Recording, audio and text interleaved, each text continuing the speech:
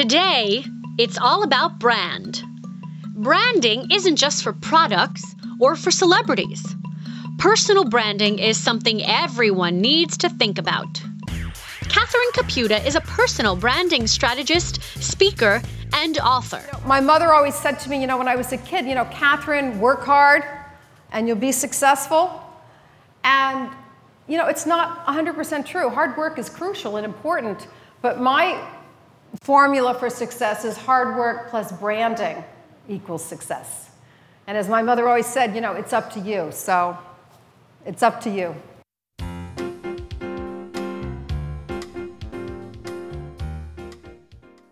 So I got involved with personal branding out of necessity because people were branding me in a way that I didn't want to be branded. And one of the key reasons why I think it's important that everybody get interested in personal branding is because if you don't brand yourself, someone else will.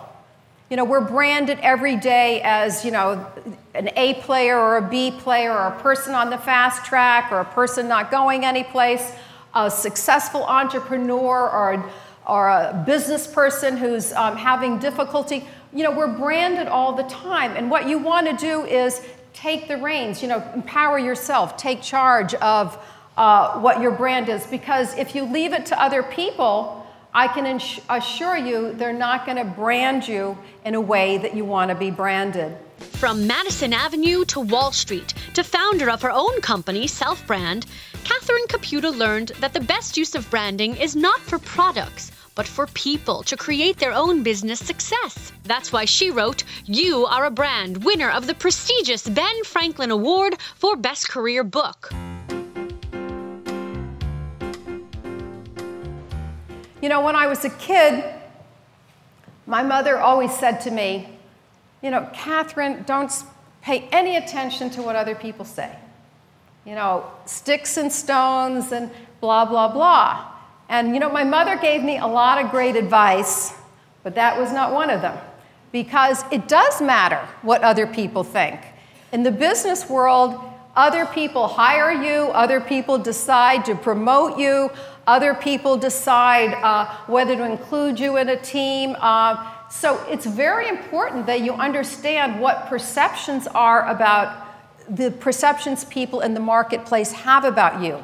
And branding is about really developing positive perceptions about yourself so you can maximize who you are. Principle number one, be different. Principle number two, it's what you do to the minds of others. It's all about perceptions. And the third principle is you want to think outside in. What reaction do I want to get in the marketplace, and what do I have to do to get that reaction? Here's a book that came out about 10 years ago called The Moderate Carbohydrate Diet. Did anybody here go on this diet? Nobody went on this diet. It only sold like 1,000 copies. It didn't do well. Then the book was branded. How many people here went on this diet? Unbranded, the book didn't sell well. Branded, it sold 3 million copies in the first year. Same concept, same book, but with the branding idea behind it, it did well. What does the whole idea of South Beach bring to mind to you? The beach and skinny, attractive people, very stylish. I mean, it was kind of like a diet that we all want to go on. Then this book had a little bit of luck because then one day a reporter was saying to then President Clinton, "Gee, Mr. President, you look like you've lost some weight. You look really great." And he goes, "I went in the South Beach diet." And then it sold 3 million more copies, and everybody really realized what the brand is all about. As an active female business leader, Catherine also speaks on women and success, the topic of her new book, The Female Brand. Look at the Fortune 500 list. We've had a 25% increase in the number of women on the list over last year. I mean, we're not where we want to be, but this is a tremendous move forward.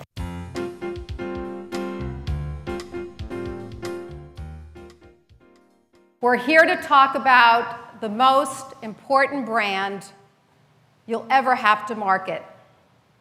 Brand you.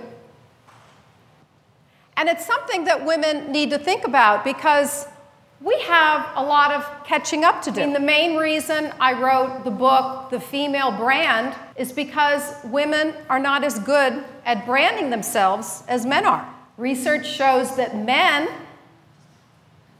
aren't as good as women at listening. I don't think we need $1 million research study for that finding. They can have trouble listening. They can have trouble remembering what we ask them to do, but they don't forget to brand themselves. Men are so confident and good about talking about their accomplishments, they can even tend to exaggerate their accomplishments and achievements. It's what one researcher who did a global study of male and female leadership called the male hubris effect.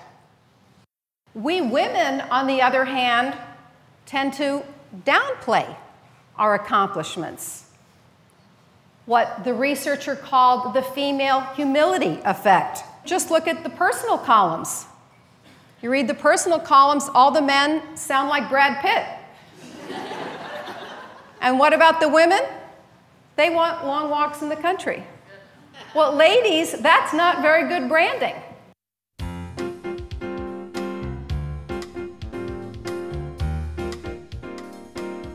One of my clients is a client named Gina. She'd get to work early and, hop in the elevator, and some days the CEO would walk into the elevator and she'd think, I've got to talk about something, but not knowing what to talk about, she talked about the weather. And then we started working together on personal branding and being able to talk about herself and her achievements. A couple of weeks later, she's in the elevator with another male colleague, and in pops the CEO. Her male colleague says, "Oh, hi, John, glad to run across you. You'll be happy to know we had a great sales meeting with ABC client, and I think we're going to close the deal." And the CEO says, "Bob, you've made my day." And, not just the proverbial pat on the back when he left the elevator. When Bob left, he actually gave him a pat in the back. And so then when Gina met with me, she said, "Bingo, it dawned on me. Here I am,